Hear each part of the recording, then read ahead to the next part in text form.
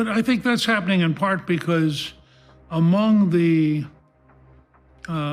graduate school educated elites, you're really dealing with a secular religion rather than a political movement. And therefore you have all of the fervor and intensity and blindness of a religious movement. So they have to assume that these other people are just wrong.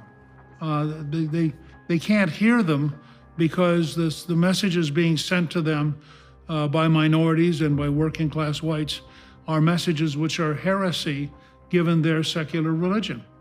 And I think that's at the heart of this. That's why you kind of somebody like Bill Gates say recently that it's really good we have these really high prices for fossil fuels, because that's really going to lead people to understand how important greenism is. Well, if you're a family that's going to have an electric blackout, or you're somebody who can't afford to buy heating oil, and you somehow think a billionaire telling you how good it is for you to be in pain is probably pretty stupid.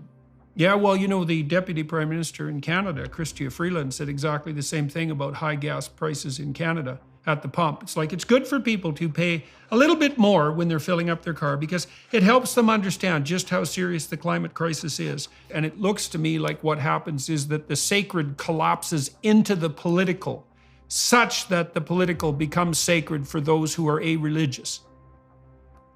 It's inevitable. And I've been thinking about this from a psychological perspective, So if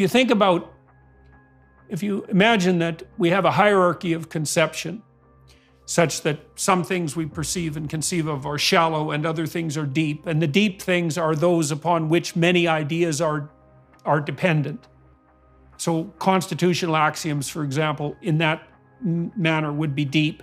And the self-evident presuppositions upon which the constitutional axioms are predicated would even be deeper. The deeper down you go, the more it becomes religious in some real sense. And there's no getting away from depth in that manner, because without that hierarchy of depth, you have a kind of incoherence at best. And so there's no getting away from the religious if you think about it technically in that manner.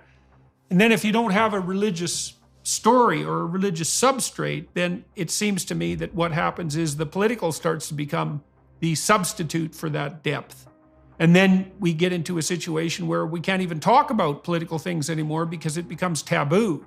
And that seems to be part of this secularized religion that's part of what? It's part of woke activism. It's part of this insane insistence on climate remediation before everything else, including providing food and shelter and energy to the poor. And that seems to be what's being rejected en masse by the working class, and also now increasingly by minority voters. Well, Dennis Prager has a very nice formula. He says, big God, small government, big government, small God. And in a way, when I described... Oh, yes, I haven't heard him say that. But when I described big government socialism in my most recent book, I was trying to get at this notion.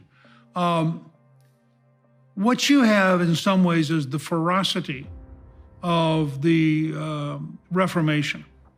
You have the kind of attitude which was captured in A Man for All Seasons, where the son-in-law is asked, would you knock down a law to get at the devil? And he says, well, of course. And he said, and then would you knock down the next law? And then when you finally end up having driven the devil all the way to Wales and he turns, what is going to stand between you and him now that you've knocked down all the laws?